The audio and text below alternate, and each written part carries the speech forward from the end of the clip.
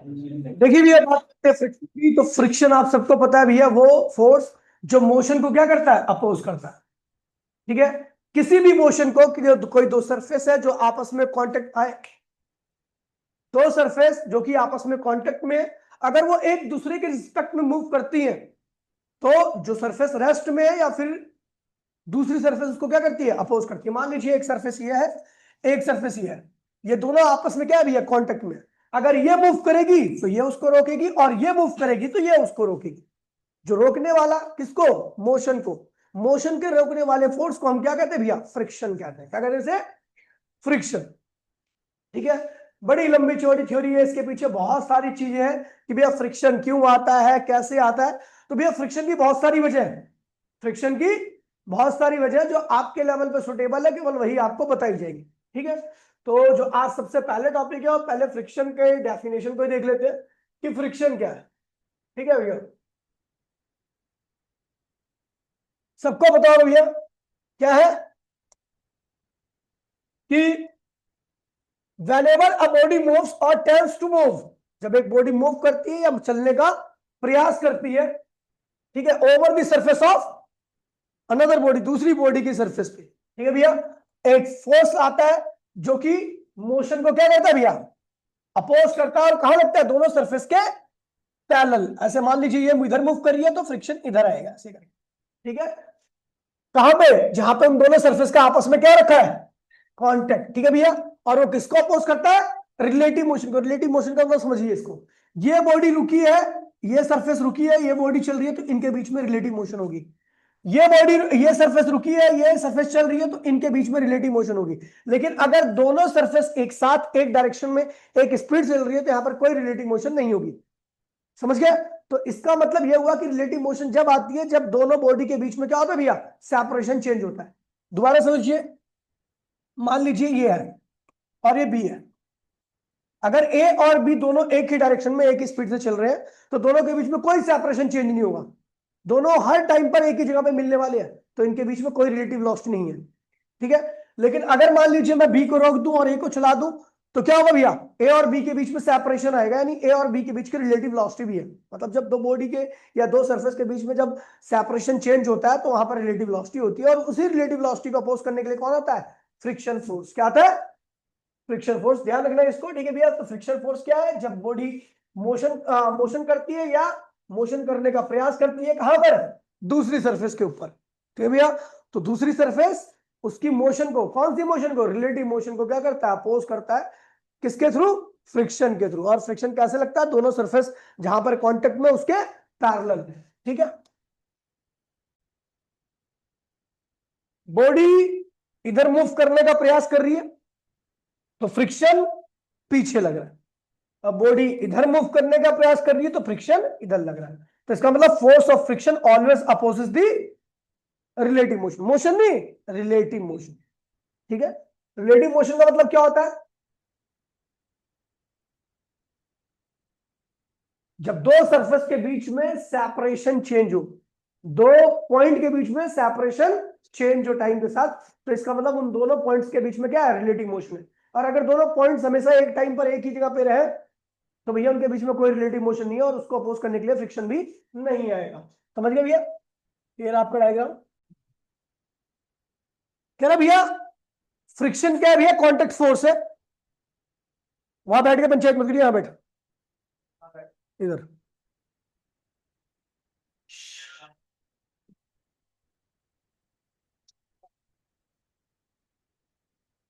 Hello, यहां पे एक बड़ा इंपॉर्टेंट पॉइंट बताने जा रहा हूं मैं। Friction is a contact force. Friction क्या है, या एज कांटेक्ट फोर्स, मतलब एक ही है। अच्छा एक बात बताओ, जमीन फ्रिक्शन कब लगाती है, जब आप उसके कांटेक्ट में होते हो। जब तक दो सरफेस आपस में कांटेक्ट में नहीं होगी, तब तक फ्रिक्शन ही रहेगा। चलो अपने हाथ के साथ ही हथेलियों के साथ कर लेते हैं। हमने दोनों को बहुत एकदम लाइटली दोनों हथेलियों को लिया और आराम से रब किया, तो आपको बड़ा कम गर्मी महसूस हो रही होगी, क्योंकि जितना ज्यादा फ्रिक्शन होगा उतनी ज्यादा गर्मी होती है। तो आपने कांटेक्ट फोर्स बहुत कम प्रोवाइड किया दोनों को, तो आप अगर दोनों को आप रब करते तो बहुत कम गर्मी निकलती है। इसका मतलब फ्रिक्शन क्या हो रहा है, इस केस में कम हो रहा है। लेकिन जैसे मैंने दोनों हथेलियों को एकदम टाइटली किया, यानी कांटेक्ट बढ़ा दिया, अब करो, तो अब आपको बहुत ज्यादा गर्मी महसूस होगी, इसका मतलब फ्रिक्शन इस केस में क्या हो चुका है, बढ़ चुका है। यानी फ्रिक्शन कांटेक्ट फोर्स के बढ़ने पर बढ़ जाता है और कांटेक्ट फोर्स के घटने पर, कांटेक्ट फोर्स है क्या, दो सरफेस में किस तरीके से कांटेक्ट है वही कांटेक्ट फोर्स है। अगर ज्यादा बढ़िया कांटेक्ट है तो कांटेक्ट फोर्स की वैल्यू क्या होगी, ज्यादा होगी, फ्रिक्शन क्या आएगा, ज्यादा आएगा। और अगर दो सरफेस के बीच में कांटेक्ट बहुत लूज है, लाइट है, तो भैया फ्रिक्शन क्या होगा, कम आएगा। तो एक बात दिमाग लगाना और बताना कि किसका कांटेक्ट फोर्स जमीन के साथ ज्यादा होगा, ट्रक का या साइकिल का। ट्रक का वजन बहुत ज्यादा होता है, इसलिए दोनों कांटेक्ट क्या होता है, बहुत ज्यादा होता है, वजन उसको दबा के रखता है जमीन के साथ, है ना। तो ट्रक का कांटेक्ट फोर्स क्या है, ज्यादा होगा, तो फ्रिक्शन भी क्या होगा, ज्यादा आएगा। और अगर साइकिल की बात करूं, साइकिल का मास बहुत कम होता है, उसका वेट भी कम होगा, तो जमीन पे उतना ज्यादा प्रेस नहीं कर पाएगी, यानी कांटेक्ट कम रहेगा, तो उस केस में फ्रिक्शन क्या होगा, कम आएगा। तो इसका मतलब ये ध्यान रखना कि friction is directly proportional to क्या, friction is directly proportional to contact force. जितना ज्यादा कांटेक्ट रहेगा दो बॉडी का आपस में, उतना ही ज्यादा हथेलियों का ज्यादा कांटेक्ट है, ज्यादा फ्रिक्शन आया, कम कांटेक्ट है, कम फ्रिक्शन आएगा। साइकिल का कम कांटेक्ट होता है जमीन के साथ तो कम फ्रिक्शन आता है, और ट्रक का ज्यादा कांटेक्ट होता है जमीन के साथ तो क्या होता है, ज्यादा फ्रिक्शन होता है। आपने देखा होगा भैया इंक्लाइन प्लेन देखा, और जो रैंप होता है इस पे स्कूटर स्कूटर चलाते हैं, ये झूला होता है। अगर वही झूला हॉरिजॉन्टल कर दूं मैं तो आपका कांटेक्ट बढ़ जाएगा, आप नहीं फिसल सकते उसके ऊपर। लेकिन अगर झूले को इंक्लाइन कर दूं, मतलब कुछ एंगल के साथ कर दूं, तो अगर आप उसमें बैठते हो तो फिसल जाते हो। इसका मतलब उस केस में क्या हुआ है, कांटेक्ट फोर्स कम हो गया, क्योंकि इंक्लाइन चीजों के साथ आपका कांटेक्ट क्या होता है, कम होता है, कांटेक्ट फोर्स कम होगा, फ्रिक्शन कम होगा, तो स्लिपिंग क्या होगी, ज्यादा होगी। और हॉरिजॉन्टल चीजों पे आपका क्या होता है, कांटेक्ट ज्यादा अच्छा होता है, अच्छे से खड़े पाते हो, कांटेक्ट क्या होता है, ज्यादा होता है, फ्रिक्शन ज्यादा होता है, और आपको फिसलाहट महसूस नहीं होती। ठीक है, तो ध्यान रखना। लिखो है bodies are placed in contact, उनके बीच में क्या लगता है, attractive force between their particle, जो आपस में कांटेक्ट में हो तो उनके पार्टिकल्स के बीच में क्या होता है, अट्रैक्टिव फोर्स होता है। ज्यादा कांटेक्ट में होंगी तो मॉलिक्यूल ज्यादा पास में होंगे, ज्यादा अट्रैक्टिव फोर्स लगेगा, फ्रिक्शन की वैल्यू क्या होगी, ज्यादा रहेगी। कम कांटेक्ट में होंगी, मॉलिक्यूल दूर दूर होंगे, अट्रैक्टिव फोर्स कम काम करेगा, है ना, और फ्रिक्शन की वैल्यू भी क्या होगी, कम होगी। तो वही बता रहा है भैया, attractive force act between their particles at the surface of contact. As the result, each body exert the contact force on other. ठीक है, these mutual contact force are equal and opposite. ठीक है, obeying the Newton third law of motion, मतलब दो surface जो आपस में contact में ना, एक ऐसे लगाएगी फोर्स तो एक ऐसे लगाएगी, इस तरीके से लगेगा, और उनके बीच में क्या बन जाता है, बॉन्ड क्रिएट हो जाता है। ठीक है, बस आपको इतना ध्यान रखना है कि भैया जो आपका फ्रिक्शन है वो किसके प्रोपोर्शनल होता है, कांटेक्ट फोर्स के।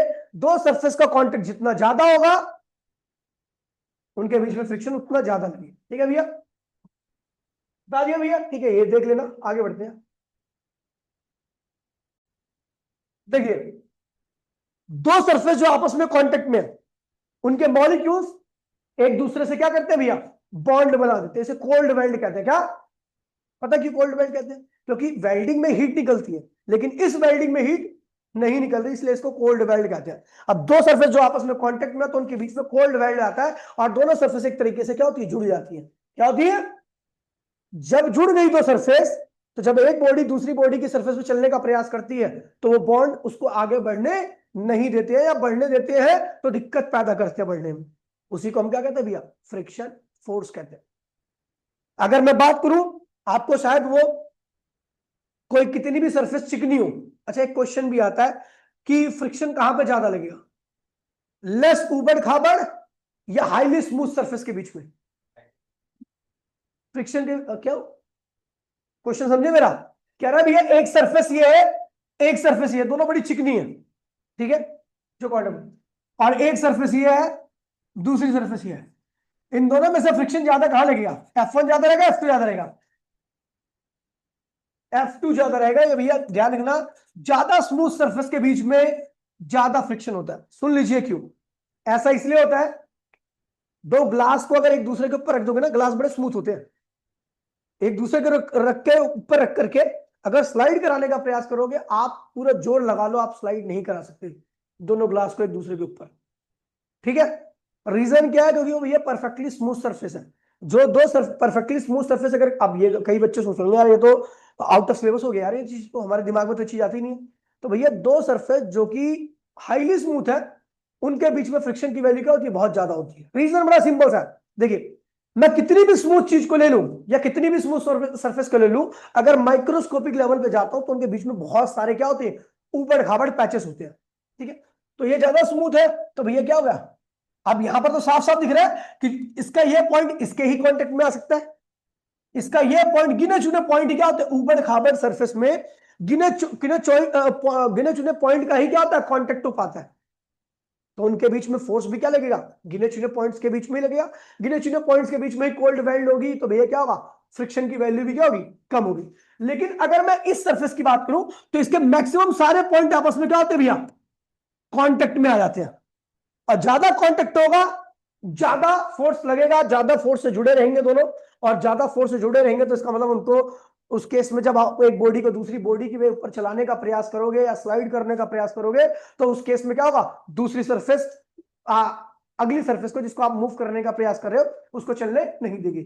इसलिए दो परफेक्टली स्मूथ सरफेस के बीच में फ्रिक्शन की वैल्यू क्या होती है, ज्यादा होती है, क्योंकि वहां पे पॉइंट ऑफ कांटेक्ट क्या होते हैं, ज्यादा होते हैं। और जो ऊबड़ खाबड़ सरफेस होती है वहां पर पॉइंट ऑफ कांटेक्ट क्या होते हैं, कम होती है, इसलिए वहां पर फ्रिक्शन की वैल्यू भी क्या होती है, कम होती है। तो ये ध्यान रखना, कॉज ऑफ फ्रिक्शन में भी ये ध्यान रखना कि सरफेस की इरेगुलरिटी समझते हो, ऊबड़ खाबड़।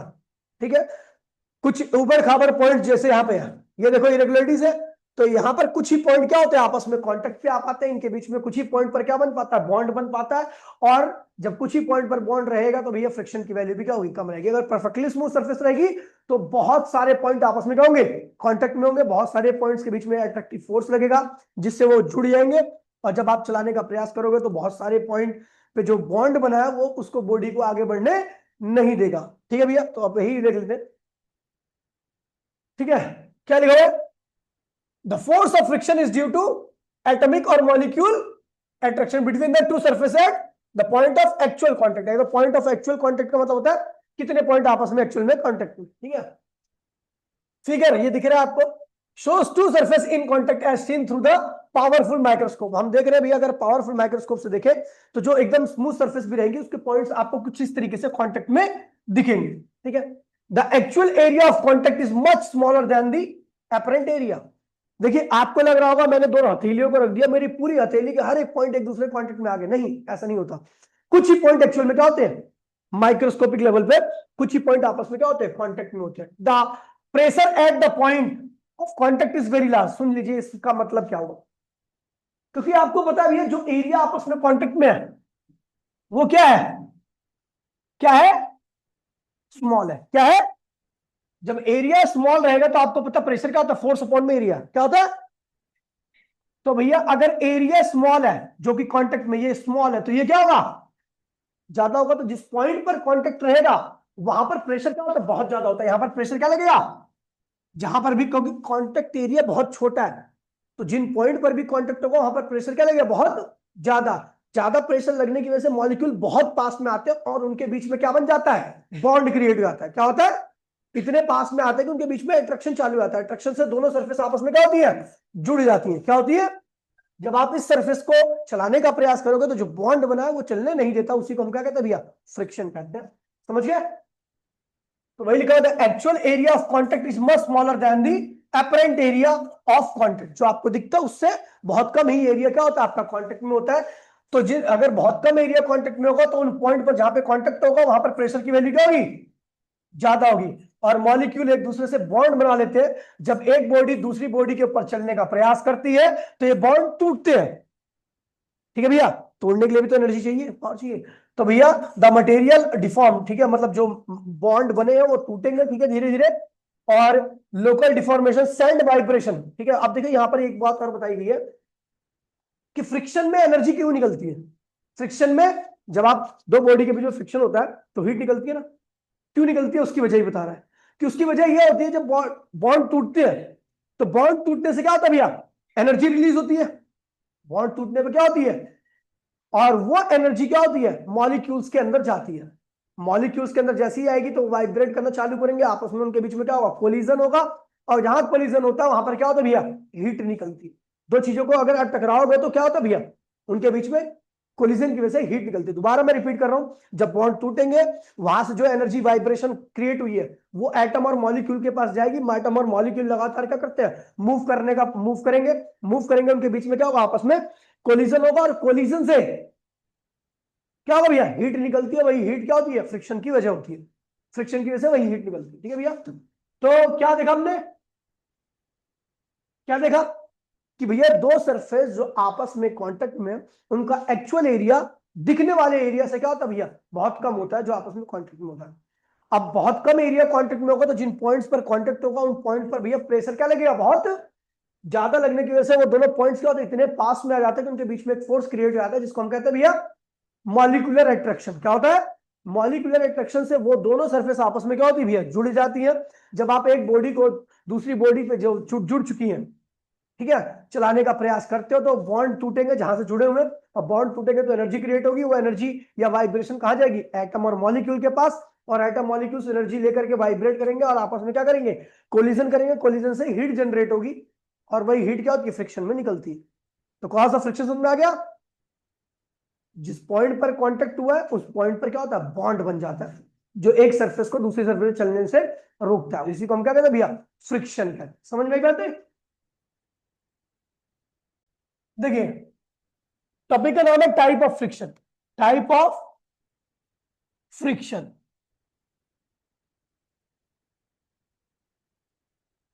देखिए देखिए एक फ्रिक्शन तो जब लगता है जब आप बॉडी के ऊपर फोर्स लगाते हो तो एक फ्रिक्शन लगता है, लेकिन इस वक्त बॉडी क्या है भैया आपकी, रेस्ट में। क्या है ये, रेस्ट में है। तो आप फोर्स लगा रहे हो फिर भी फ्रिक्शन आ रहा है, फोर्स लगा रहे हो तो इस वक्त जो फ्रिक्शन आ रहा है इसे कहते हैं भैया स्टैटिक फ्रिक्शन। क्या कहते हैं इसे, स्टैटिक फ्रिक्शन। फोर्स लगाने पर भी बॉडी नहीं चल रही। इस केस में क्या होता है भैया कि आपका जो फोर्स है वो क्या होता है, फ्रिक्शन के बराबर होता है, तभी बॉडी नहीं चल पाती। दोनों बराबर है ना भैया, जितना आप लगा रहे हो उतना ये भी लग रहा है। ठीक है, तो यहां से एक बात और पता लग रही है कि भैया आप जितना फोर्स बढ़ाओगे ये भी बढ़ेगा, क्योंकि बॉडी सडन तो चलने लगती है। आप देखो किसी बॉडी पे फोर्स लगाओगे, थोड़ा लगाते तो फ्रिक्शन आ ही जाता है। इसका मतलब जो फ्रिक्शन आया है वो आपके फोर्स के क्या है, बराबर है। ठीक है, थोड़ा और फोर्स बढ़ाओ तो वो फ्रिक्शन क्या होता है, और बढ़ जाता है। और फोर्स बढ़ाओ तो फ्रिक्शन और बढ़ जाता है। तो इसका मतलब यहां से एक बात और आ गई कि friction is self adjusting. Friction क्या है, friction is self adjusting. Adjusting friction का टाइप क्या होता है, सेल्फ एडजस्टिंग होता है। लेकिन किसका, केवल स्टैटिक का। केवल जितना फोर्स बढ़ाते रहोगे आपका फ्रिक्शन भी क्या होगा, बढ़ता रहेगा, और बॉडी क्या रहेगी, स्टैटिक रहेगी, रुकी रहेगी। ठीक है भैया, इसको हम क्या कहते हैं भैया, स्टैटिक फ्रिक्शन। लेकिन जैसे ही आप क्या करते हो, बहुत ज्यादा फोर्स बढ़ा देते हो, आपने बहुत फोर्स बढ़ा दिया, काफी ज्यादा फोर्स हो चुका है, लेकिन बॉडी अभी भी नहीं चल रही। आपने फोर्स बहुत लिमिट तक बढ़ा दिया है, मतलब अब इसके बाद आप थोड़ा भी फोर्स बढ़ाओगे तो बॉडी आपकी क्या होगी, चलना स्टार्ट कर देगी, बॉडी चलना स्टार्ट कर देगी। तो भैया आपने मैक्सिमम फोर्स लगा दिया, अब इसके बाद थोड़ा और भी फोर्स लगाओ तो बॉडी आपकी क्या होगी, चलना स्टार्ट कर देगी। इस फ्रिक्शन को हम कहते हैं भैया लिमिटिंग फ्रिक्शन। क्या कहते हैं इसे, लिमिटिंग फ्रिक्शन। इसका एक और नाम होता है मैक्सिमम, रुकी है ना बॉडी, अभी भी रुकी है, मैक्सिमम स्टैटिक फ्रिक्शन। इस केस में भी आपकी बॉडी क्या होती भैया,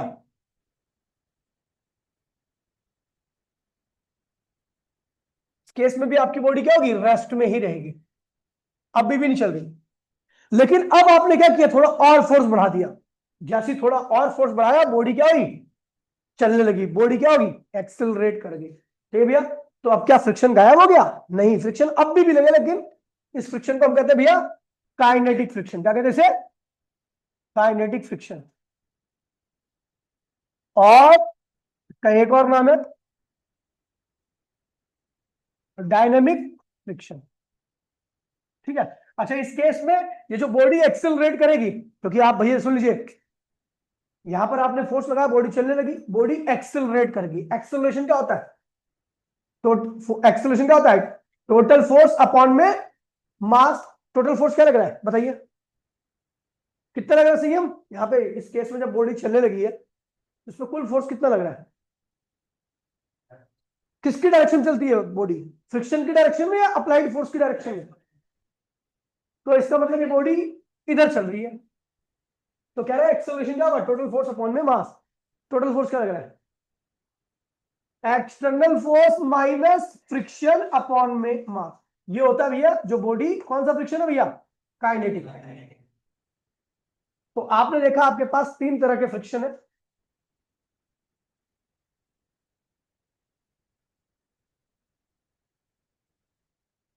तीन तरह के फ्रिक्शन है। एक तो वो फ्रिक्शन जब बॉडी रेस्ट में आती है, रेस्ट में लगता है, आप फोर्स लगाते हो बॉडी फिर भी नहीं चल रही, तो हम कहते हैं स्टैटिक। लेकिन आपने क्या किया? बहुत ज्यादा फोर्स लगा दिया, मैक्सिमम लिमिट तक फोर्स लगा दिया। अब इसके बाद थोड़ा और भी फोर्स लगाओगे तो बॉडी क्या होगी? चल जाएगी। अभी भी बॉडी नहीं चल रही है, तो इस वक्त जो फ्रिक्शन रोक रहा है उसे हम कहते हैं लिमिटिंग या मैक्सिमम स्टैटिक। ये स्टैटिक में सबसे बड़ा फ्रिक्शन होता है, ठीक है। इसमें भी बॉडी नहीं चलती। लेकिन अगर आपने क्या किया? स्टैटिक के बाद भी अप्लाइड फोर्स की वैल्यू बढ़ा दी, तो अब बॉडी क्या होगी? चलना चालू कर देगी। अब कौन सा फ्रिक्शन आएगा? काइनेटिक फ्रिक्शन आएगा। समझ गए भैया? चलो इनकी डेफिनेशन देख लेते हैं।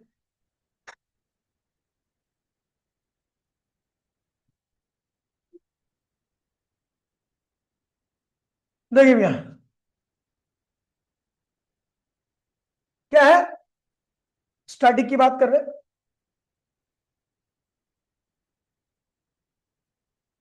स्टैटिक फ्रिक्शन क्या है? The force of friction which comes into play between two surface in contact. ठीक है भैया, जब बॉडी क्या कर रही है भैया? मूव करने का प्रयास कर रही है, मूव नहीं कर रही। मूव करने का मतलब हम फोर्स लगा रहे हैं लेकिन मूव नहीं कर रही, लेकिन मूव करने का प्रयास कर रही है, तो उसे हम क्या कहते हैं भैया? Static friction. ध्यान रखना भैया, यहाँ पे क्या लिखा है? बहुत इंपॉर्टेंट बात लिखी है, स्टैटिक फ्रिक्शन अपोजेस दी इंपेंडिंग मोशन। इंपेंडिंग समझते हो? जो मोशन हम लाने का प्रयास कर रहे हैं ना, उसको अपोज करने का प्रयास करती, अपोज करती है, और उसे मोशन में नहीं आने देती। The motion that would be take place, जो होने वाली है उसको अपोज करती है, ठीक है भैया, but does not take place, हो नहीं पाती।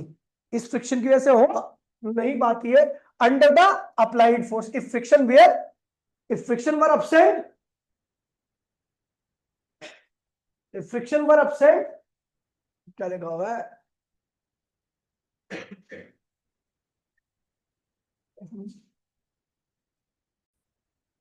ये क्या कह रहा है कि अगर मान लीजिए फ्रिक्शन ना हो तो बॉडी तुरंत की तुरंत क्या होती है भैया? अप्लाइड फोर्स लगाने पे क्या होती है? चल जाती है। अगर फ्रिक्शन नहीं है, और अगर फ्रिक्शन है तो भैया बॉडी क्या करती है? जब आप फोर्स लगाओगे तो फ्रिक्शन आता है और आपके फोर्स को क्या करता है? बैलेंस कर देता है। टोटल फोर्स की वैल्यू क्या होती है? जीरो होती है। बॉडी, अगर बॉडी के ऊपर कुल फोर्स की वैल्यू जीरो हो चुकी है तो बॉडी अपनी स्टेट को चेंज नहीं करती, वो रेस्ट में, तो अभी भी रेस्ट में ही रहेगी, ठीक है। आप और फोर्स बढ़ाओगे, फ्रिक्शन और बढ़ जाएगा, अभी भी टोटल फोर्स क्या होगा? जीरो। अभी भी क्या होगा? बॉडी अपनी स्टेट चेंज नहीं करेगी। आपने और फोर्स बढ़ाया, फ्रिक्शन और बढ़ गया। कहां तक बढ़ गया? अपनी मैक्सिमम लिमिट तक बढ़ चुका है। अब कौन सा फ्रिक्शन क्या कर रहेगा? अब भी बॉडी का नेट फोर्स क्या होगा? जीरो होगा। बॉडी अभी भी क्या होगी? अपनी स्टेट को चेंज नहीं करेगी। इस वाले फ्रिक्शन को हम कहेंगे भैया लिमिटिंग फ्रिक्शन कहते हैं।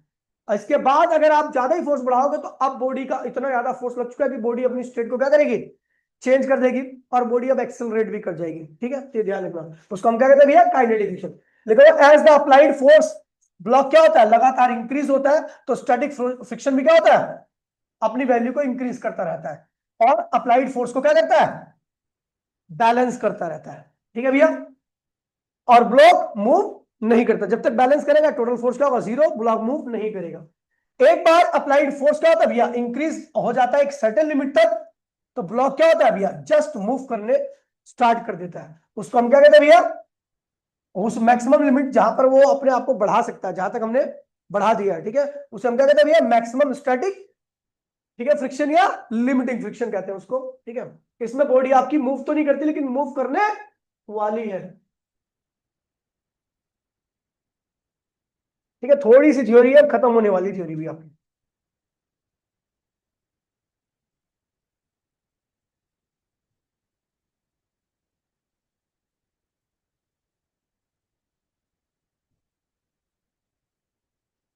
क्या कह रहा है?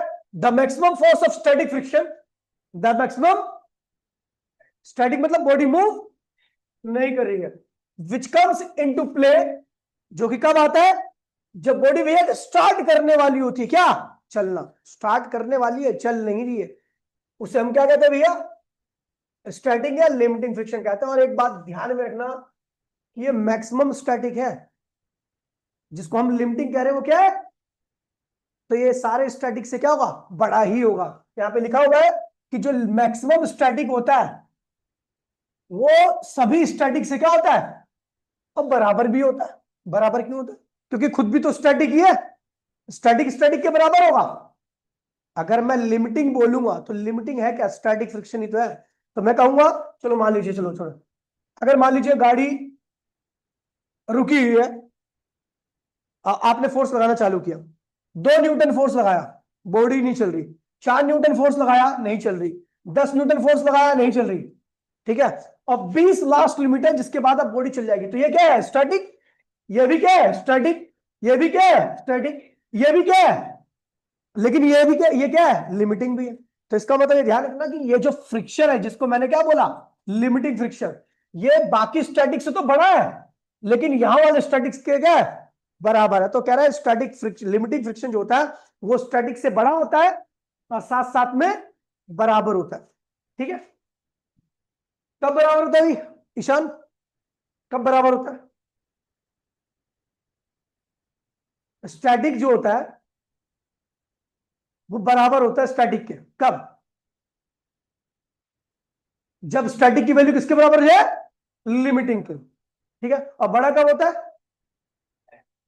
ठीक है भैया, जब स्टैटिक की वैल्यू लिमिटिंग से क्या हो, छोटी हो। समझ गया, ध्यान रखना। ठीक है, एक बार जब मोशन स्टार्ट हो जाती है तो फोर्स ऑफ फ्रिक्शन की वैल्यू क्या होती है, कम हो जाती है। अब सुन लीजिएगा कम क्यों होती है, सुन लीजिए। देखिए जब एक, देखिए मैंने बोला कि जब मोशन जब तक नहीं स्टार्ट थी, फ्रिक्शन भैया बढ़ता गया बढ़ता गया बढ़ता गया, एक पर्टिकुलर लिमिट तक बढ़ा, उसको मैंने क्या बोला, लिमिटिंग बोला। क्या बोला, लेकिन लिमिटिंग के बाद भी आपने फोर्स लगाया और बॉडी अब चलना चालू कर दिया। जब बॉडी चलना चालू कर देगी, फ्रिक्शन की वैल्यू कम हो जाएगी, बढ़नी चाहिए ना, कम होगी क्यों, बड़ा सिंपल सा आंसर है। जब बॉडी चलना चालू कर देती है एक सरफेस के ऊपर, तो दोनों सरफेस के बीच में जो बॉन्ड बनते हैं, अच्छा एक बात बताओ, एक बॉन्ड को मैंने 1 घंटा टाइम दिया पक्का होने के लिए, एक बॉन्ड को मैंने तुरंत तोड़ दिया, बना तोड़ दिया, किसको तोड़ना आसान रहेगा, तुरंत ना। जब बॉडी चलने लगती है तो जब सरफेस के आगे बढ़ती है तो नए नए बॉन्ड बनते हैं, लेकिन क्योंकि बॉडी सरफेस चल रही है तो बॉन्ड ज्यादा पक्के नहीं हो पाते। ठीक है भैया, वो लगातार क्या होते हैं, टूटते जाते हैं। तो जब बॉडी चलने लगती है तो उस वक्त क्या होता है, बॉन्ड की ताकत कम हो जाती है, जो जोड़ रहा हूं दोनों सरफेस को। अब उन ताकत कम हो चुकी है तो उनको तोड़ना क्या है, आसान है। इसलिए काइनेटिक फ्रिक्शन, जब बॉडी चलने लगती है तब का फ्रिक्शन क्या होता है, कम हो जाता है। समझ में बात नहीं, ठीक है भैया, तो वही लिखा हुआ है, एक बार जब मोशन स्टार्ट हो जाएगी, ठीक है भैया, तो फ्रिक्शन की वैल्यू डिक्रीज होगी, a small force of friction now, कम आएगा, और उसको हम कहते हैं अब आपको थोड़ा सा फोर्स लगाना पड़ेगा। आपने देखा होगा कोई बॉडी ट्रक है, ट्रक रुका हुआ है, अगर आपको उसको चलाना है तो 10-15 बंदे लगते चलाने के लिए, लेकिन एक बार थोड़ा मोशन में आ जाए ना तो 3 ही बंदे धकेल के उसको ले आएंगे। पता है क्यों, क्योंकि जब रुका हुआ था तो दोनों सरफेस के बीच में क्या हुआ था, जो बॉन्ड बने थे वो मजबूत थे, काफी टाइम तक उससे बने हुए थे बॉन्ड। लेकिन जब बॉडी एक बार ट्रक चलना चालू कर देगा तो जो नए बॉन्ड बनेंगे वो कच्चे रहेंगे, क्योंकि उनको पकने के लिए टाइम ज्यादा नहीं मिल पा रहा। समझ गए, तो सिंपल सी भाषा में आपको बता रहा हूं। ठीक है, तो वही लिखा हुआ है, the force of friction which comes into play when, जब बॉडी क्या होती है भैया, चलती है, तो उसी को हम क्या कहते हैं भैया, काइनेटिक फ्रिक्शन या डायनेमिक फ्रिक्शन। और भैया ध्यान रखना कि यहां पे आपका फोर्स क्या है, ठीक है, अगर आपका अप्लाइड फोर्स और काइनेटिक दोनों बराबर है तो बॉडी क्या होगी भैया, कांस्टेंट वेलोसिटी चलेगी। क्यों, अरे भैया ये आपका फोर्स है, ये पीछे क्या है, काइनेटिक है। अगर ये दोनों बराबर है, काइनेटिक कब आता है, जब बॉडी चल रही है, कब बॉडी चल रही है। अब भैया बॉडी चल रही है, दोनों बराबर है, तो नेट फोर्स क्या लगेगा, जीरो, एक्सेलरेशन क्या होगा, जीरो, एक्सेलरेशन जीरो का मतलब बॉडी की वेलोसिटी क्या रहेगी, कांस्टेंट। लेकिन अगर आपका ये ज्यादा है और ये क्या है, कम है, तो इस केस में बॉडी एक्सेलरेट करेगी, क्या करेगी, क्योंकि इस बार नेट फोर्स जीरो नहीं है, और एक्सेलरेशन क्या होगा, नेट फोर्स अपॉन में मास। नेट फोर्स क्या है भैया, तो F minus kinetic friction upon में मास ऑफ बॉडी। समझ गए भैया, तो इस केस में ये हो गया। ठीक है। इफ द बॉडी, इस केस में बॉडी क्या करेगी, जब दोनों अप्लाइड फोर्स और काइनेटिक दोनों बराबर रहेंगे तो बॉडी कांस्टेंट वेलोसिटी से मूव करेगी। और उसके बाद लिखा kinetic friction opposes the actual relative motion. Kinetic motion friction क्या करता है भैया, जो मोशन हो रही है उसको लगातार क्या करेगा, अपोज करेगा।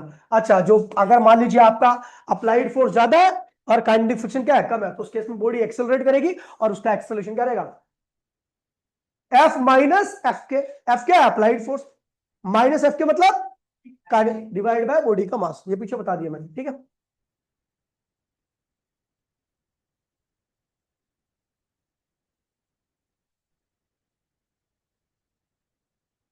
अब एक ग्राफ है बड़ा प्यारा, ये ग्राफ है। मैंने कहा भैया काइनेटिक की वैल्यू क्या होती है, कम हो जाती है। अच्छा, बॉडी रुकी हुई है, आपने 1 न्यूटन फोर्स लगाया, मतलब मैं आपको एक रेंज दे रहा हूं कि अगर मैं 20 न्यूटन तक फोर्स लगा दूंगा तो बॉडी अब चलने लगेगी। ठीक है, मैंने 1 न्यूटन का फोर्स लगाया, क्या बॉडी चलेगी? स्टैटिक फ्रिक्शन की वैल्यू क्या होगी इस केस में, 1 न्यूटन। जितना मैं लगाऊं उतनी स्टैटिक होगी। 2 लगाया, नहीं चलेगी। स्टैटिक फ्रिक्शन की वैल्यू, आप बोलते रहना स्टैटिक फ्रिक्शन की वैल्यू, ठीक है। 10 लगाया, बॉडी चलेगी। 18 लगाया, इसकी स्टैटिक की 18, बॉडी चलेगी, नहीं चलेगी, ठीक है। 20 लगाया, नहीं चलेगी भी। अब जो स्टैटिक रहेगा मैक्सिमम हो चुका होगा उसको क्या बोलूंगा, लिमिटिंग। क्या बोलूंगा, अब भी बॉडी नहीं चलेगी, ठीक है भैया। लेकिन जैसे ही मैं 21 न्यूटन फोर्स लगाता हूं, अब बॉडी चलना चालू कर देगी, फ्रिक्शन की वैल्यू कम हो जाएगी। कम क्यों होगी बिना पता है क्यों होगी कम, क्योंकि भैया अब बॉडी चलने लगी है, नए बॉन्ड जो बनेंगे वो वीक रहेंगे, उनको तोड़ना आसान रहेगा, इसलिए फ्रिक्शन की वैल्यू क्या होती है, कम हो जाती है। तो भैया कह रहा है कि पहले देखिए, मैं ये क्या अप्लाइड फोर्स है, ये क्या है, और ये किसका कोऑर्डिनेट है, ग्राफ ध्यान रखना। 1 न्यूटन लगाया अप्लाइड फोर्स तो फ्रिक्शन कितना आया, 1 न्यूटन स्ट्रेट। 2 न्यूटन लगाया, 3 लगाया, दोनों बराबर मान में बन रहे हैं, पढ़ रहे हैं। आहो, मैक्सिमम पहुंच चुका हूं मैं, इसे क्या बोलूंगा, लिमिटिंग। इस वाले देखो फ्रिक्शन है ये, तो ये फ्रिक्शन कौन सा होगा, और ये मेरा मैक्सिमम अप्लाइड फोर्स है। अगर मैं इसके बाद फोर्स की वैल्यू को बढ़ाता हूं तो अब देखो फ्रिक्शन की वैल्यू क्या होगी, कम होगी ना, नीचे आ गया ना ग्राफ। कौन सा फ्रिक्शन है, कम क्यों हो गया, पता लग गया। तो ग्राफ ध्यान रखना, पहले तो ये फ्रिक्शन है और ये अप्लाइड फोर्स है, पहले बढ़ता है बढ़ाने पर। कब तक बढ़ेगा, अप टू लिमिटिंग तक। अप्लाइड फोर्स बढ़ाओ फ्रिक्शन बढ़ता जाएगा, कब तक, लेकिन जैसे आपने मैक्सिमम लिमिट पर पहुंच गए उसके बाद फिर आपने लगाया तो फ्रिक्शन की वैल्यू क्या होती है, टर से कम हो जाती है। और फिर क्या होता है, कम एक ही कांस्टेंट फ्रिक्शन से क्या होता है, बॉडी आगे। इसको क्या बोलूंगा, काइनेटिक। समझ में आई बात नहीं। चलो अब इसका रीजन भी मैं आपको बताता हूँ कि काइनेटिक कम क्यों होता है, पता लग गया होगा। मैं आपको ऐसा लिखने वाली फॉर्म में बता देता हूँ, ठीक है।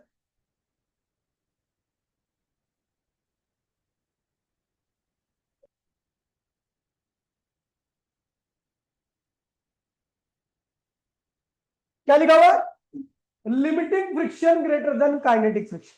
क्यों होता है भैया, ठीक है भैया।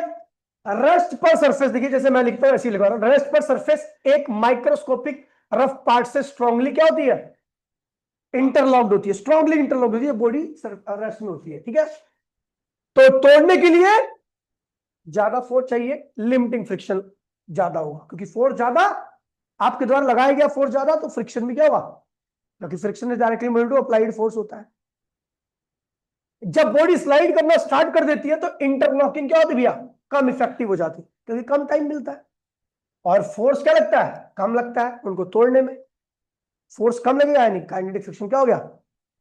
ये बस इतना ध्यान रखना कि भैया इसीलिए हमेशा काइनेटिक फ्रिक्शन लिमिटिंग से क्या होता है, छोटा होता है। तो ध्यान रखना क्या, कि friction is directly equal to applied force, ठीक है भैया।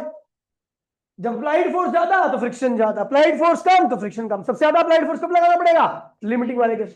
फिर अप्लाइड फोर्स की वैल्यू क्या होगी, कम हो जाएगी, बॉडी चलेगी, फ्रिक्शन भी क्या होगा, कम होगा। आगे बढ़े।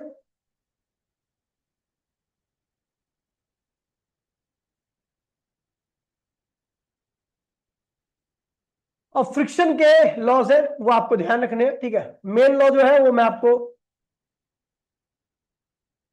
वैसे ही बताया था, ठीक है। वैसे ऊपर जो 1 2 3 है ये सब तुच्छ लॉ है, ठीक है। क्या है कि जो फ्रिक्शन होता है वो जो सरफेस आपस में कांटेक्ट में होती है, जो जो सरफेस आपस में कांटेक्ट में, उनकी पॉलिशिंग कैसे की गई है, वो ऊबड़ खाबड़ है या नहीं है, इस पे डिपेंड करता है। फ्रिक्शन किस पे डिपेंड करता है? जो सरफेस आपस में कांटेक्ट में, उनके नेचर पर। समझिए, नेचर मतलब किस तरीके से पॉलिशिंग है, ऊबड़ खाबड़ है, कैसे है। तो लिखा हुआ है the limiting friction depends upon the nature of surface in contact and there state of polish. कैसी पॉलिशिंग है, अच्छी पॉलिशिंग है तो फ्रिक्शन अलग तरीके से लगेगा, कम पॉलिश है तो ठीक है भैया। अगला कह रहा है लिमिटिंग फ्रिक्शन आल्सो, देखिए क्या कह रहा है भैया, लिमिटिंग फ्रिक्शन जो होता है हमेशा क्या होता है, जैसे एक सरफेस एरी और दूसरी सरफेस एरी, दोनों सरफेस के पैरेलल में लगेगा ऐसा, इसे कहते हैं टेंजेंशियल। क्या कहते हैं? तो limiting friction always act tangential in between two surface opposite to the direction of motion. ठीक है, अप्लाइड फोर्स ले लो। ठीक है, तीसरा क्या कह रहा है, जो आपका फ्रिक्शन है वो सरफेस एरिया ऑफ सरफेस पे डिपेंड नहीं करता। देखिए ये कॉन्ट्राडिक्शन है, तो इसलिए इस लॉ को ध्यान रखना। इस पे क्वेश्चन भी पूछे जाते हैं कि भैया जो फ्रिक्शन होता है ना, फोन दिखाइयो, अगर मैं इस फोन को ऐसे लू, ऐसे रखूं या ऐसे रखूं, तो किस केस में ज्यादा एरिया ऑफ कॉन्टेक्ट है? इस केस में ज्यादा एरिया ऑफ कॉन्टेक्ट है या इस केस में?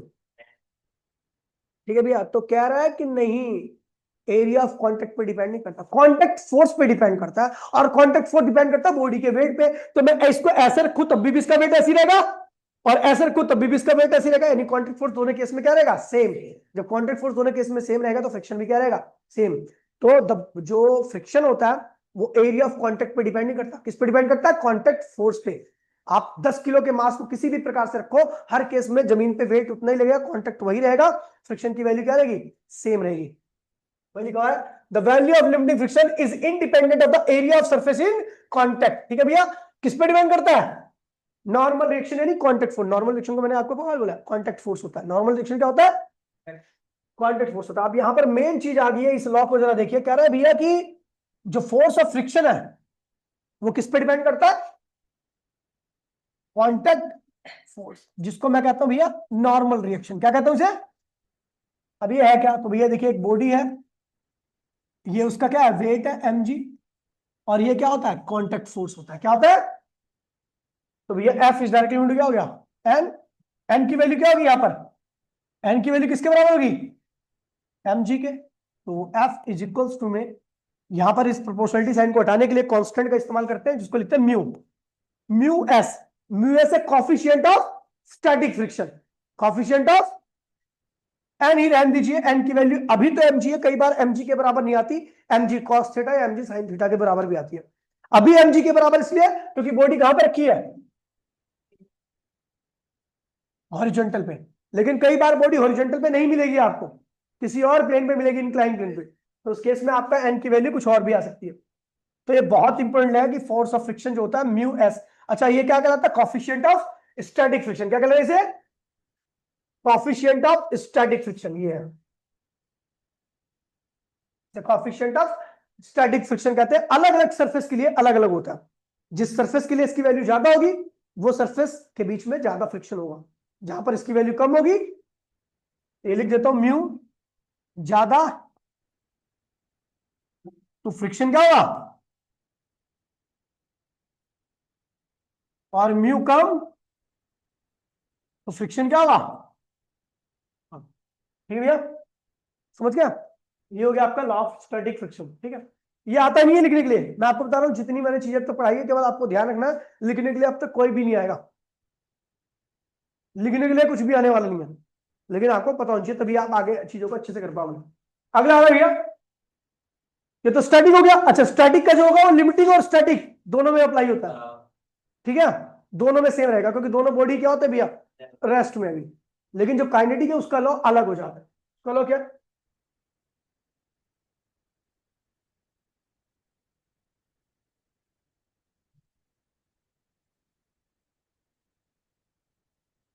क्या है? कह रहा भैया काइनेटिक फ्रिक्शन जो होता है वो हमेशा मोशन को अपोज करता है, क्योंकि बॉडी उस वक्त क्या होती है? कौन सी मोशन को? Relative motion.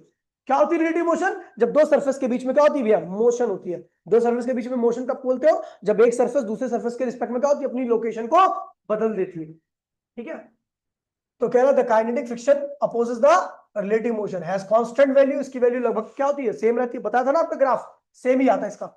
चाहे फोर्स कितना भी लग जाए, चाहे स्पीड कितनी भी हो जाए, ठीक है। और कब लगता है, ठीक है, कहां लगता है, जो सरफेस आपस में क्या होती है, कांटेक्ट फोर्स। दूसरा कह रहा है भैया ये भी डिपेंड नहीं करता किस पे, सरफेस कांटेक्ट पे। किस पे डिपेंड करता है, केवल कांटेक्ट फोर्स पे, ना कि सरफेस कितनी कांटेक्ट में, उस पर डिपेंड नहीं करता, ठीक है। कह रहा है भैया ये डिपेंड नहीं करता किस पर, वेलोसिटी पे भी डिपेंड नहीं करता, प्रोवाइडेड दैट वेलोसिटी बहुत ज्यादा ना हो जाए। पता क्यों, क्योंकि जब बॉडी बहुत तेज चलती है ना, तो जमीन से अपने कांटेक्ट को क्या करती है, कम कर लेती है, थोड़ी ऊपर जाती है सरफेस। इस केस में कांटेक्ट फोर्स कम हो गया तो फ्रिक्शन की वैल्यू ऑब्वियस सी बात है क्या होगी, चेंज होगी, ठीक है। तो हवा में आ जाने की वजह से थोड़ी सी बॉडी क्या होती है, जब हाई स्पीड कार होती है ना, उनका जमीन से कांटेक्ट क्या होता है, आपने देखो कई बार उड़ भी जाती है उल्टे की तरफ, तो इसी वजह से, ठीक है भैया, क्योंकि जमीन से कांटेक्ट उनका क्या होता है, तो इसलिए वेलोसिटी बहुत ज्यादा नहीं होनी चाहिए। दूसरा ये भी कह रहा है कि भैया ये बॉडी है, कहाँ रखी है, हॉरिजॉन्टल प्लेन पे, ये क्या है इसका mg, ये क्या है भैया, कांटेक्ट फोर्स या नॉर्मल रिएक्शन कहते हैं इसे, और इसकी मोशन क्या हो रही है, इधर हो रही है, तो इधर क्या आएगा, काइनेटिक फ्रिक्शन। तो कह रहा है kinetic friction is directly equal to क्या हो भैया, एन। इस केस में एन की वैल्यू क्या है, mg के बराबर है, और एफ के इक्वल्स में क्या होगा, म्यू के इंटू में एन। अच्छा म्यू के क्या है, coefficient of kinetic friction, coefficient of,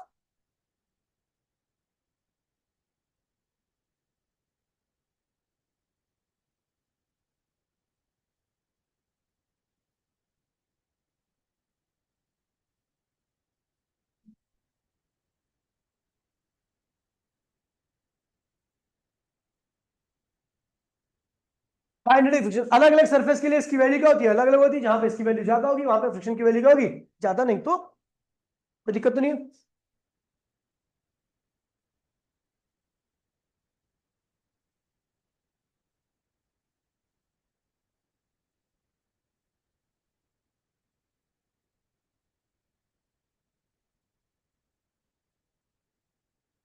वही कह रहे हैं भैया, काइनेटिक फ्रिक्शन जो होता है वो हमेशा स्टैटिक से क्या होता है भैया, कम होता है।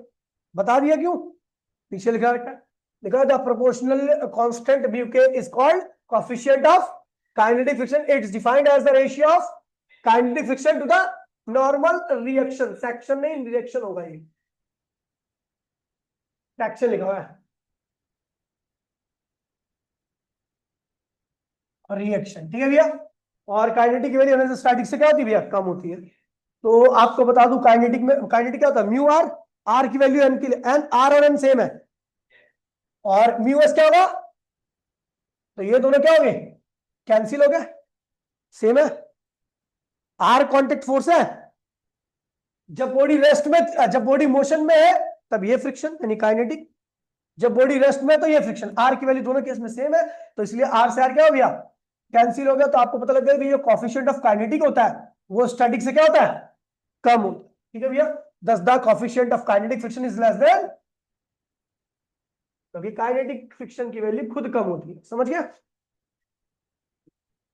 अब आता है भैया एंगल ऑफ रिपोज, क्या है, तो पहले एंगल ऑफ फ्रिक्शन देख लीजिए क्या है, और वो आपको क्या देगा यही बदल गया।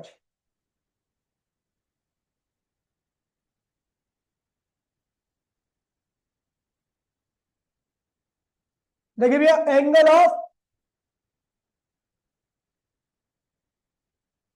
फ्रिक्शन थीटा क्या होता है भैया, सुन लीजिए।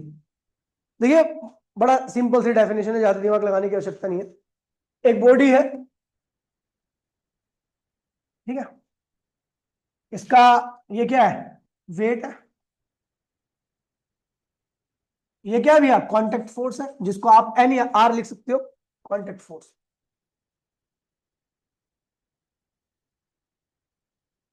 ठीक है।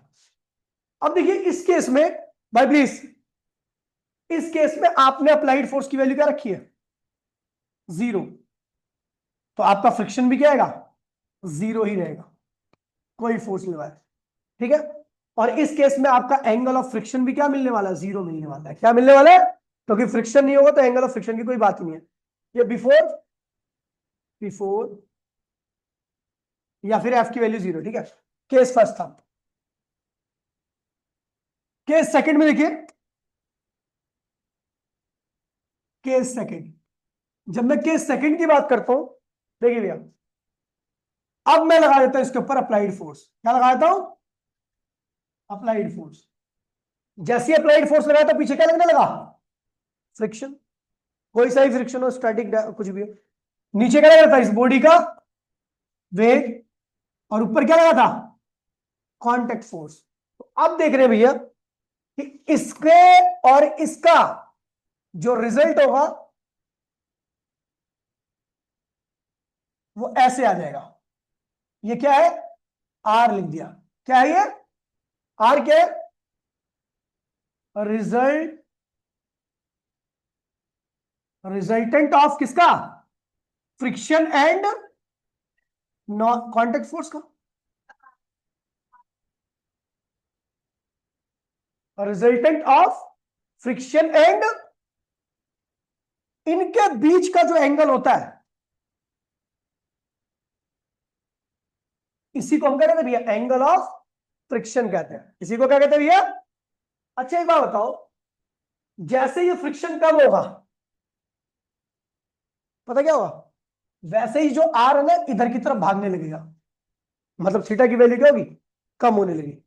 जैसे आपने अप्लाइड फोर्स और कम किया, फ्रिक्शन और कम हुआ, ये और इधर भाग गया, एंगल ऑफ फ्रिक्शन और कम हो गया। जैसे आपने अप्लाइड फोर्स हटा दिया, फ्रिक्शन गायब हो गया, तो ये क्या हुआ? ये जो लाइन होती है ना वो इसके साथ मैच कर जाती है, नहीं एंगल अब क्या होता है? जीरो हो जाता है। क्या होता है? तो एंगल ऑफ फ्रिक्शन का काम क्या है? एंगल ऑफ फ्रिक्शन बताता है कि कितना फ्रिक्शन लग रहा है।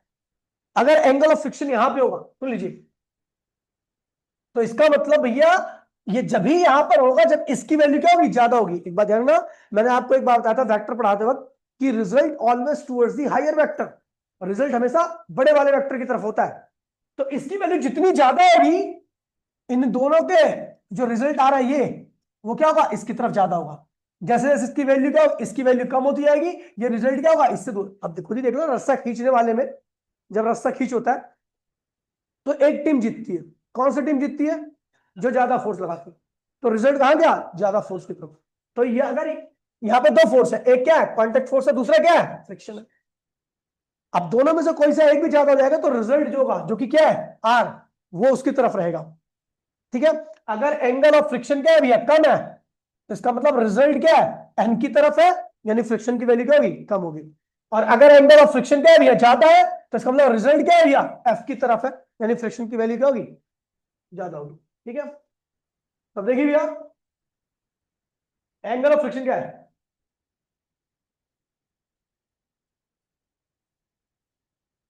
तो एंगल ऑफ फ्रिक्शन क्या है? It is the angle, angle in between R. R क्या है? आर क्या है? रिजल्ट ऑफ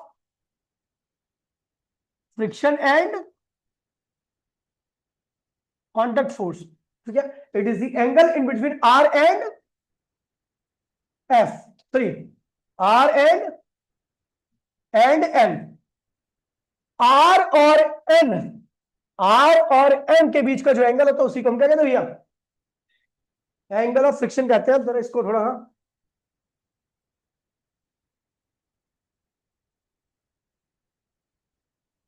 देखिए, इफ एफ क्या है भैया? मोर होगा। अगर एफ ज्यादा होगा तो आर टूवर्ड्स, अगर जब एफ ज्यादा होगा तो आर किसकी तरफ होगा? एफ की तरफ होगा ना, टूवर्ड्स एफ। और थीटा क्या हुआ? ज्यादा, मोर। ठीक है। और अगर मान लीजिए एफ क्या है? लेस है, फ्रिक्शन लेस है, तो आर रिजल्ट जो है वो किसकी तरफ आएगा? टूवर्ड्स, किसकी तरफ होगा भैया? एन, कांटेक्ट फोर्स की तरफ। और थीटा क्या होगा? लेस। तो we can say that, so we can say that angle of friction, angle of is directly equal to friction होगा। एंगल ऑफ फ्रिक्शन किस पे डिपेंड कर रहा है भैया? फ्रिक्शन पे, जहां पे फ्रिक्शन ज्यादा वहां पे एंगल ऑफ फ्रिक्शन भी क्या होगा, ज्यादा होगा। ठीक है, अब देखिए एक्सप्रेशन,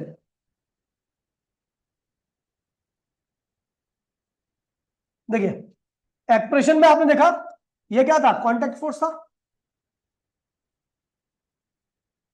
ये क्या था, आर था,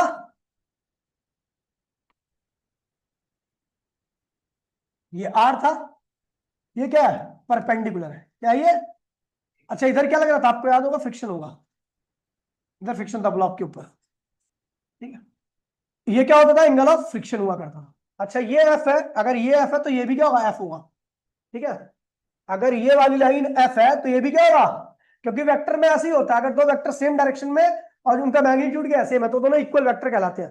तो एफ भी क्या है, और ये इसकी डायरेक्शन और इसकी डायरेक्शन क्या है, सेम है, दोनों का मैग्नीट्यूड भी क्या है, सेम है, तो ये एफ है तो ये भी क्या होगा, एफ होगा। चलो हम निकालते भी है एंगल ऑफ फ्रिक्शन की वैल्यू।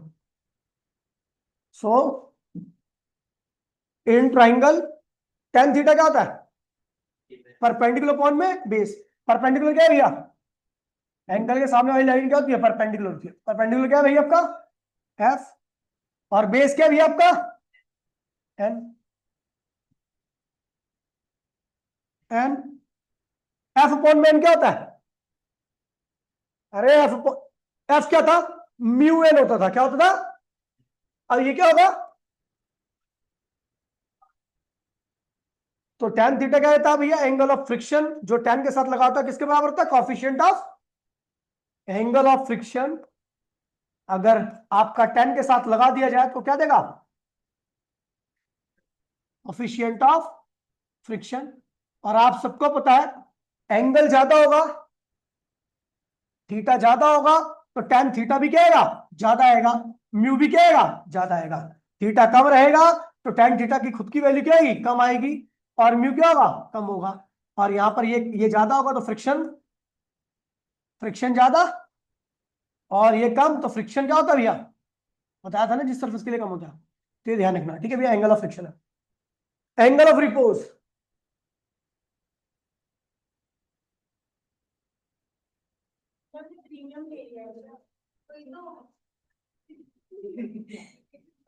एंगल ऑफ रिपोज देखिए भैया सेम है, कोई दिक्कत नहीं है, बस ये इंक्लाइन प्लेन का है। क्या ये, देखिए ये है आपका,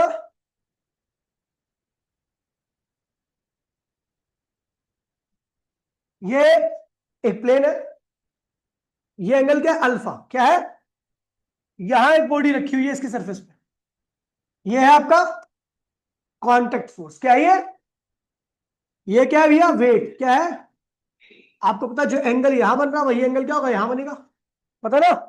तो इसे क्या बोलेंगे, एम जी कॉस अल्फा, और ये क्या होगा, एम जी साइन अल्फा। अगर ये बॉडी रेस्ट में है तो इसका मतलब जो पीछे फ्रिक्शन लग रहा है, क्योंकि आपको पता है बॉडी कहां नीचे नीचे, लेकिन अगर बॉडी रेस्ट में है तो इसका मतलब पीछे क्या लग रहा है, फ्रिक्शन। तो इस केस में क्या होगा, if body is in rest, if body is in rest,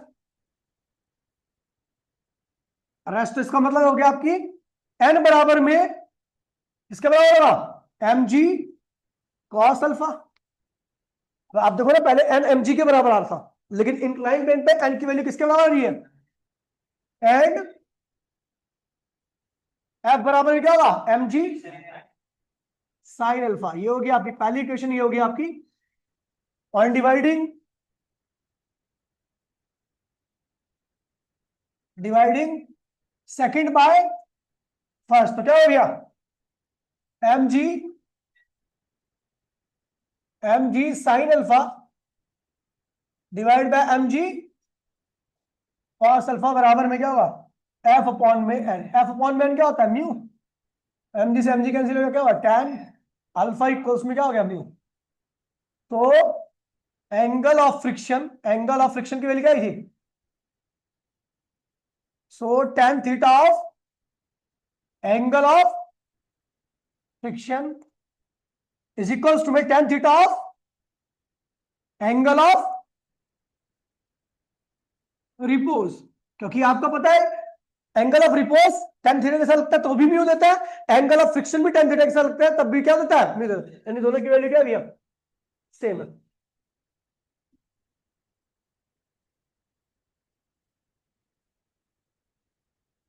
मरो मत बच्चों, मरो मत।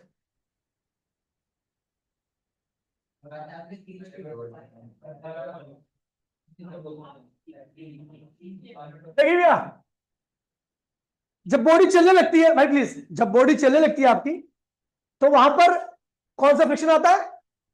अब काइनेटिक के भी दो प्रकार है, आसान से है, ज्यादा लंबा नहीं है। पहला तो स्लाइडिंग। स्लाइडिंग मतलब क्या हुआ, जिस जिस प्रकार से मैं अपने हाथ को रगड़ रहा हूं यहाँ पे, तो ये स्लाइडिंग, इसमें से जो फ्रिक्शन आ रहा होगा इस वक्त, जब मैं अपने हाथ को बोर्ड पे रगड़ रहा हूँ ऐसे, है ना, जैसे आपका डस्टर रगड़ रहा है, ठीक है, तो इस वक्त जो फ्रिक्शन लग रहा होगा दोनों सरफेस के बीच में, वो होगा स्लाइडिंग।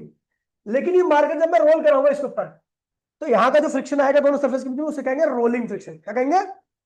तो काइनेटिक की दो कैटेगरी है, एक बार जब बॉडी रोल करती है तो वहां पर रोलिंग फ्रिक्शन, जब एक बार स्लाइड करेगी तो वहां पे, तो भैया काइनेटिक के दो टाइप है। पहला टाइप आप सबको पता है भैया क्या है?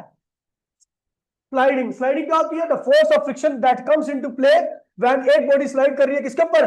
दूसरी बॉडी के ऊपर, ठीक है। व्हेन द वुडन, एग्जांपल रखा है, वुडन ब्लॉक्स को पुल किया जा रहा है कहां पे? फर्श के ऊपर, ठीक है भैया। तो वहां पर जो फ्रिक्शन आएगा उसे क्या बोलूंगा? Sliding friction. क्या बोलूंगा?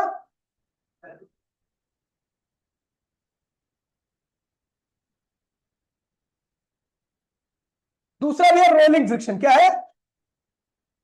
Rolling friction. अब रोलिंग फ्रिक्शन आप सबको पता है भैया, गाड़ी चलती है, पहिया जमीन पर रोल करता है, वहां पर जो फ्रिक्शन आता है उसी को हम क्या कहते हैं भैया?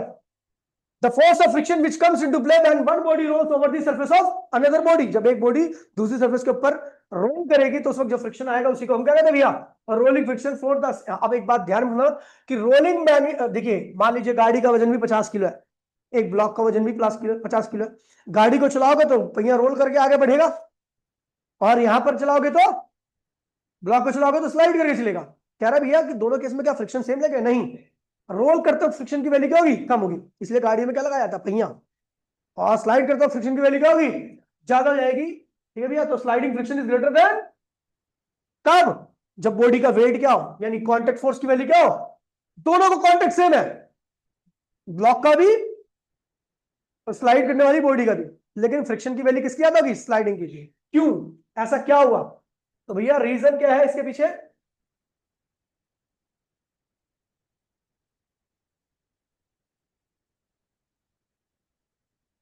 इसके पीछे का रीजन है ये, जो आपका स्लाइडिंग फ्रिक्शन होता है ना, वो रोलिंग से कम होता है। क्यों? क्योंकि स्लाइड करते वक्त बॉडी दूसरे सर पर रगड़ के चलती है, वहां पर क्या होती है? कांटेक्ट ज्यादा होता है, कांटेक्ट ज्यादा होगा तो बॉन्ड ज्यादा बनेंगे, स्लाइड का करने में दिक्कत होगी। लेकिन रोल करने वाली बॉडी दूसरी बॉडी के बहुत कम कांटेक्ट में होती है, समझ गए? पहिया कितना कांटेक्ट में होता है? बहुत छोटा सा पार्ट कांटेक्ट होता है जमीन पे, तो कांटेक्ट कम है, तो बॉन्ड क्या बनेंगे? कम बनेंगे, फ्रिक्शन की वैल्यू क्या होगी? तो यहां लिखा हुआ है स्लाइडिंग में सरफेस रब करती है, ठीक है भैया, एनर्जी लॉस ज्यादा होता है। रोलिंग में कांटेक्ट पॉइंट, ठीक है, बदलता रहता है, लगातार क्या होता है भैया? बदलता रहता है, और रबिंग नहीं होती, इसलिए एनर्जी लॉस क्या होता है? कम होता है। That's why sliding is less than.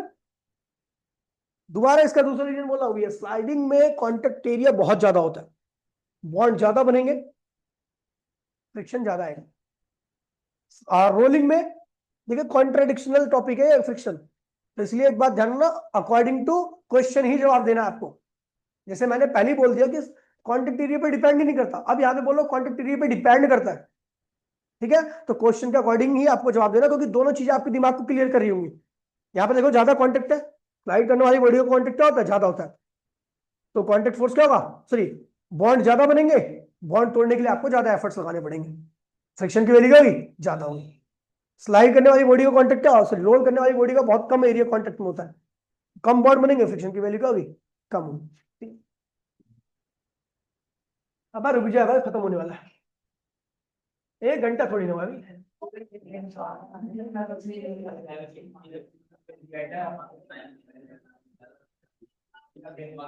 नहीं भैया, कॉज ऑफ रोलिंग कुछ नहीं है, कॉज ऑफ रोलिंग फ्रिक्शन देखिए बता देता हूं मैं आपको। आपको पता है जो एरिया ऑफ कांटेक्ट होता है, ये एरिया ऑफ कांटेक्ट है, एरिया ऑफ कांटेक्ट। अब एरिया ऑफ कांटेक्ट जो, देख भाई प्लीज, ये क्या होता है? स्मॉल होता है। क्या होता है? टू रोल करने वाली बॉडी का एरिया ऑफ कॉन्टेक्ट क्या होता है, बहुत छोटा होता है। छोटा होने की वजह से क्या होता है, प्रेशर लार्ज क्या होता है, और टायर क्या होता है, इसलिए रोलिंग बॉडी का टायर, रोलिंग बॉडी का टायर क्या होता है, दब जाता है, दब जाता जमीन में। जमीन, देखिए भैया जो बॉडी रोल कर रही होती है ना, आपको पता है एरिया ऑफ कॉन्टेक्ट बहुत कम है, प्रेशर क्या लगेगा, बहुत ज्यादा। इस हाई प्रेशर की वजह से क्या होता है, ये टायर क्या होता है, जमीन में थोड़ा धस जाता है। धस जाता है तो आगे क्या क्रिएट होता है, माउंट, क्या कहते हैं। और भैया ये जो गड्ढा और माउंट आगे जो ऊपर माउंट क्रिएट हुआ है, उससे निकलने के लिए इस टायर को क्या लगाना पड़ता है, एक्स्ट्रा एफर्ट्स लगाने पड़ते हैं।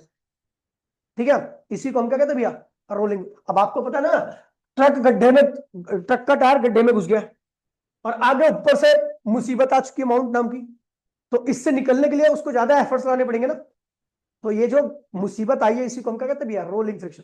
आपने देखो कच्ची रोड पर टायर ज्यादा धसता है, वहां पे ट्रक की ऐसी तैसी होती है, निकलते भी नहीं होता, पूरा जोर लगा कांपने लगता है बेचारा ट्रक, है ना। क्यों, क्योंकि भैया वहां पर क्या होता है, ज्यादा डिप्रेस जाती है जमीन, आगे ज्यादा बड़ा अमाउंट क्रिएट हो जाता है, अब निकलने के लिए ज्यादा एफर्ट्स लगाने पड़ेंगे, मतलब वहां पे रोलिंग फ्रिक्शन क्या हो गया, बढ़ गया। लेकिन पक्की रोड पे बड़ा स्मूथली चलता है, क्योंकि पक्की रोड दबती नहीं है। ऐसा ना तो डिप्रेशन कम होता है और माउंट भी क्या होता है, कम होता है, तो आराम से निकलता चला जाता है। तो ये क्या हुआ, ठीक है।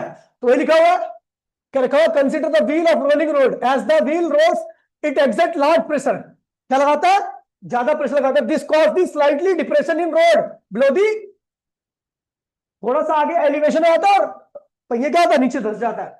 और इस एलिवेशन को हम क्या कहते हैं भैया, माउंट एलिवेंट स्कूल, क्या कहते हैं, इन फ्रंट ऑफ व्हील। अगर इससे निकलना है, अगर इससे निकलना है तो भैया ट्रक को अधिक प्रयास करना पड़ेगा। मतलब ये क्या है भैया, मोशन में एक तरह से अपोजिशन है, इसे हम क्या कहते हैं भैया, रोलिंग फ्रिक्शन। तो रोलिंग फ्रिक्शन का कॉज क्या है, लो कॉन्टेक्ट एरिया, ज्यादा प्रेशर, पहिया क्या आ गया, धस गया, आगे क्या क्रिएट हो गया, एलिवेशन माउंट। अब इससे निकलना है तो ज्यादा एफर्ट लगाने पड़ेंगे, इसका मतलब गाड़ी की स्पीड क्या होगी, कम होने वाली है। तो इसे हम क्या कहते हैं भैया, रोलिंग। रोलिंग फ्रिक्शन का सिंपल सा भैया सुन लीजिए, अरे हो गया। रोलिंग फ्रिक्शन जो है वो किस पे डिपेंड करता है, कांटेक्ट फोर्स पे। जितनी भारी गाड़ी होगी उतना कांटेक्ट ज्यादा होगा, फ्रिक्शन की वैल्यू क्या होगी। दूसरा, पहिए की रेडियस के इनवर्सली होता है। ये रेडियस कहां से आ गया, आपने देखा होगा ट्रकों में बड़ा टायर लगाया जाता है, छोटा वाला टायर से काम क्यों नहीं हो रहा भाई, कि भैया छोटा टायर लगेगा ना तो भैया वो पूरा धस ही जाएगा अंदर। छोटा टायर क्या होता है, पूरा धस जाएगा, धस जाएगा तो फ्रिक्शन की वैल्यू क्या होगी, ज्यादा होगी, निकल ही नहीं पाएगा ट्रक। इसलिए बड़ा टायर लगाते हैं, ताकि क्या होता है भैया, बड़ा टायर क्या करता है, छोटा डिप्रेशन क्रिएट करता है। ज्यादा एरिया कॉन्टेक्ट में होगा बड़ा टायर का, बड़ा टायर रहेगा तो उसका एरिया कॉन्टेक्ट क्या होगा, ज्यादा होगा, प्रेशर कम होगा, धसेगा कम। छोटा टायर रहेगा तो एरिया ऑफ कॉन्टेक्ट कम रहेगा, धसेगा ज्यादा। जो ज्यादा धसेगा रोलिंग फ्रिक्शन क्या होगा, ज्यादा आएगा, जो कम धसेगा रोलिंग फ्रिक्शन की वैल्यू क्या होगी, कम आएगी। ठीक है, और जब हम इसको मर्ज करते हैं तो ये बन के आता है, ये बन के आता है, जो रोलिंग फ्रिक्शन है किसके डायरेक्टली है, कांटेक्ट फोर्स के। किसके इनवर्सली है, रेडियस के। इस प्रोपोर्शनलिटी साइन बढ़ाने के लिए हमने कांस्टेंट लगाया म्यू आर, ठीक है भैया। ये कोएफिशिएंट ऑफ रोलिंग फ्रिक्शन है, इसकी वैल्यू अलग अलग सरफेस के लिए अलग अलग होती है। सारे फ्रिक्शन, सारे कोएफिशिएंट में सबसे कम इसी की वैल्यू होती है, इसलिए रोलिंग फ्रिक्शन की वैल्यू भी क्या होती है, बहुत कम होती है। ठीक है भैया, तो फॉर्मूला ध्यान रखना, वैसे इसके क्वेश्चन ना के बराबर आते हैं, ठीक है इसके ऊपर। ठीक है भैया, समझ गए, और ये खत्म हो गया। ठीक है, अब मेरी बात सुनो। तो 5-10 मिनट का वेट दे रहा हूं, इसके बाद वो कराऊंगा ग्रेविटेशन।